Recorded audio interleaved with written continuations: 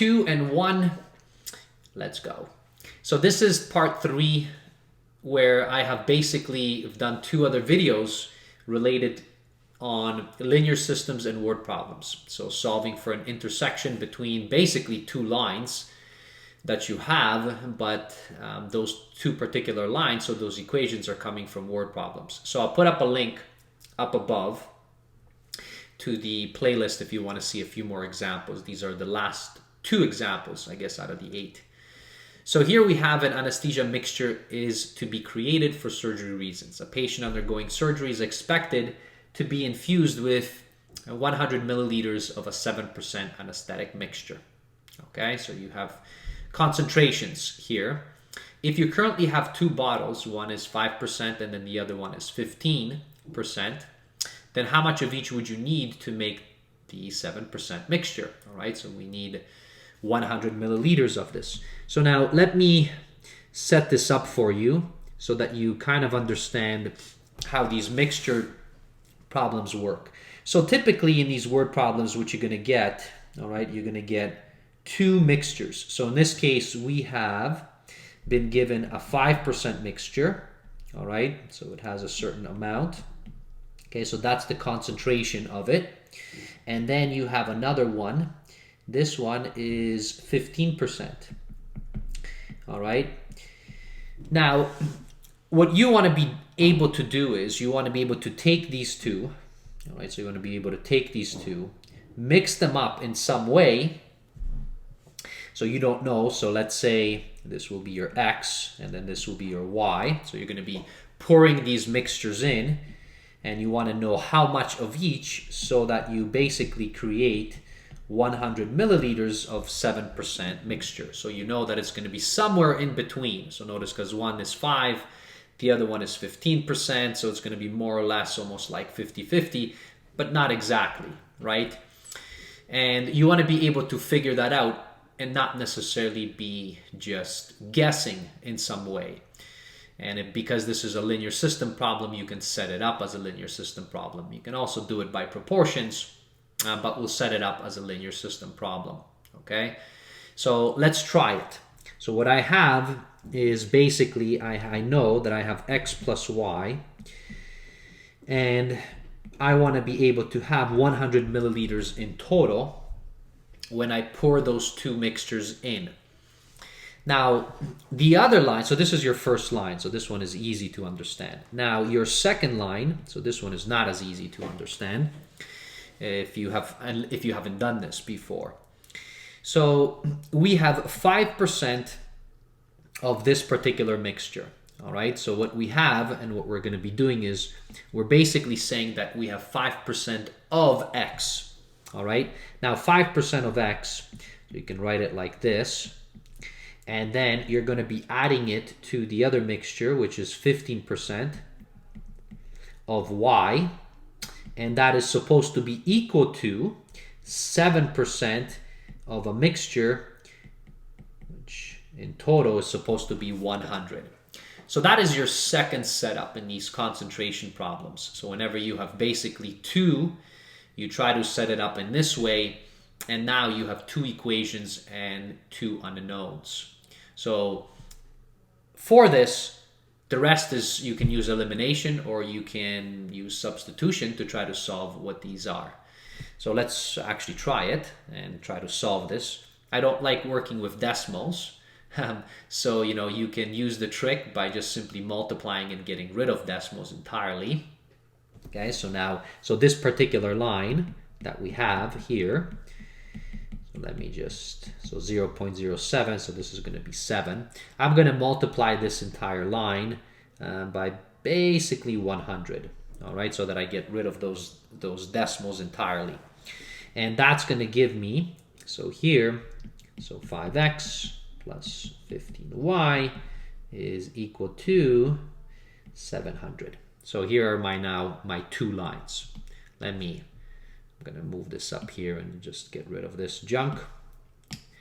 So now what I have is I have 2 equations. So my equation, so the first one is x plus y equals to 100. And my second one which is 5x plus 15y equals to 700. All right. Just for kicks, I guess let's try to use elimination here because it's not that difficult.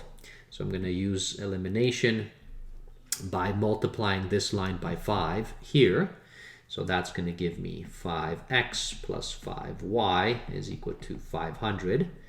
I'm not going to do anything to this second line because I want to get rid of that x there. So now notice I'm going to subtract. So 5 minus 5 is gone. 5 minus 15 is going to be minus 10y. And then 500 minus 700. So that's going to give me minus 200. So y is equal to, so now dividing both sides, so there we have that. And that's going to be, well, 20. All right, so that's what I'm going to be needing of y. So basically 20, milliliters of this. Okay, so this is what I'm going to be having. All right, so that's the first thing. Now, for x, in order to find x, all I have to do is just substitute. So I can, let's say, substitute it into here, for example. So I'm going to get x plus, so this is 20, is equal to 100. So it's easy for you to see that this will be 80 milliliters.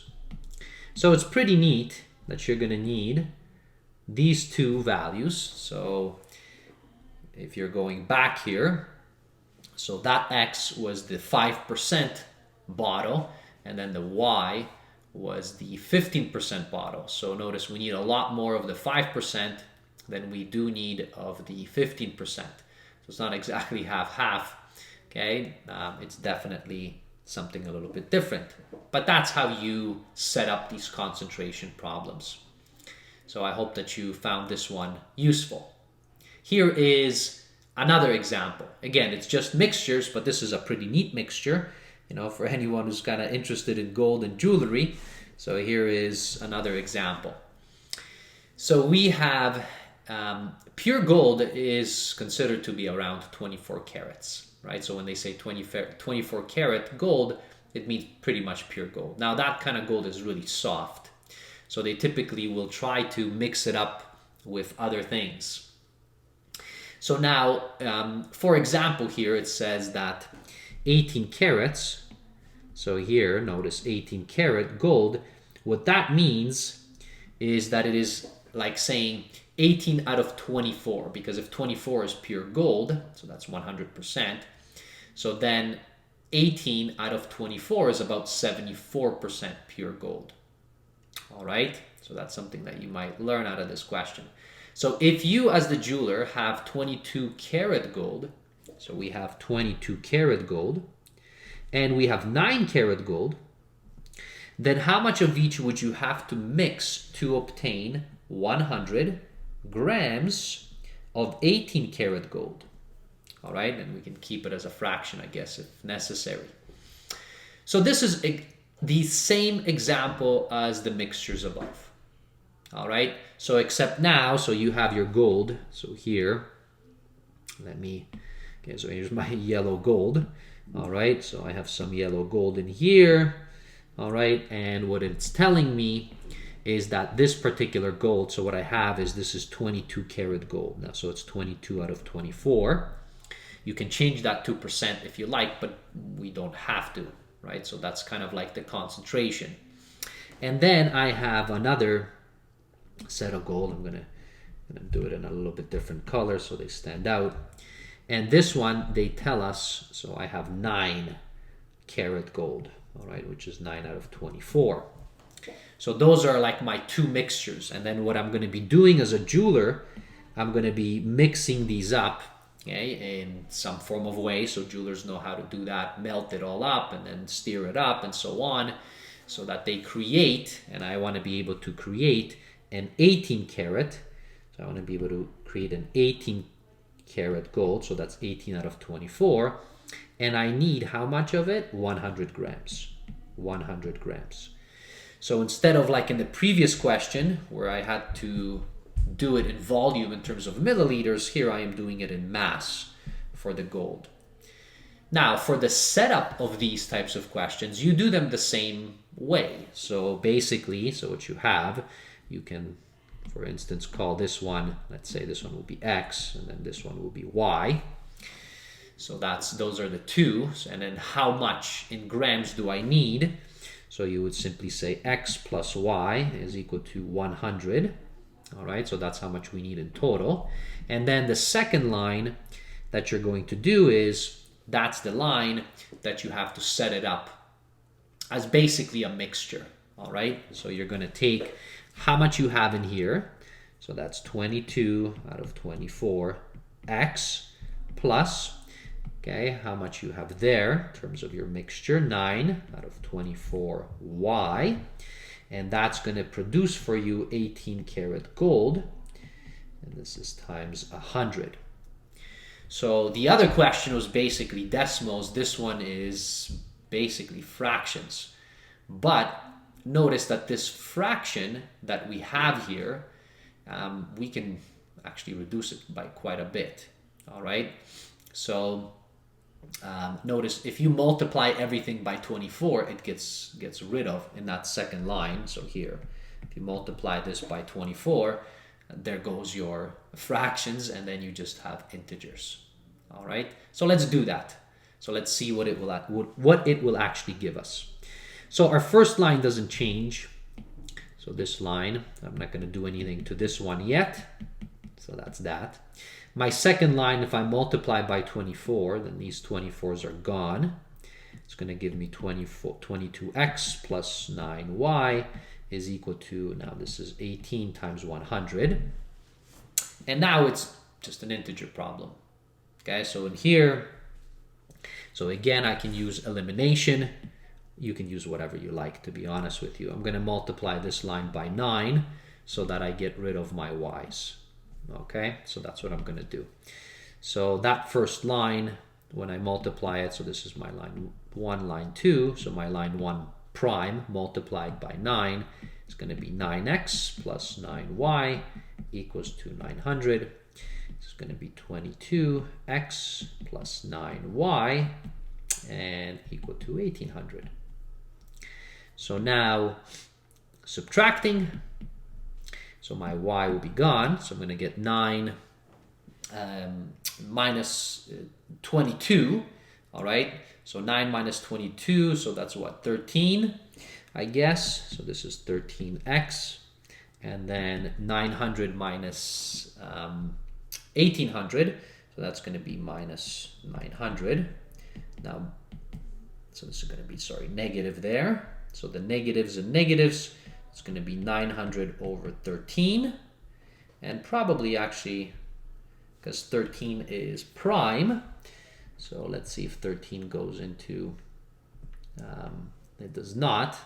So this is going to be as good as it gets since they said, so this is going to be grams. Now, I guess I'll put that in there.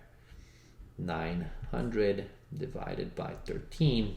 So about 69.23 grams approximately. If you want to keep it as fraction, that's what it would have been. So that's how much out of that 100 grams that we would need, basically this. So we need quite a lot, almost 70 grams of the 22 karat gold. And now you can find out what your y is. Now your y is a lot simpler because it's just 100 grams. That's the total, right? You can use your first line here. And then it's going to be minus the 90 over 13. And you're going to get, approximately 30, this is going to be around 30.77 grams, give or take. And you can keep it as a fraction if you want. So those are the last two examples that I have on these word problems and linear systems. So you will probably run into something like this in grade 9 or grade 10, or honestly, maybe even somewhere else. Who knows? Maybe even post-secondary. Sometimes they give you these neat little problems and then they see how people have retained what they've learned in the past. All right. Okay, so hit a thumbs up if you liked it, if it helped you, and we'll see you in a future video. All right. Take care, everybody.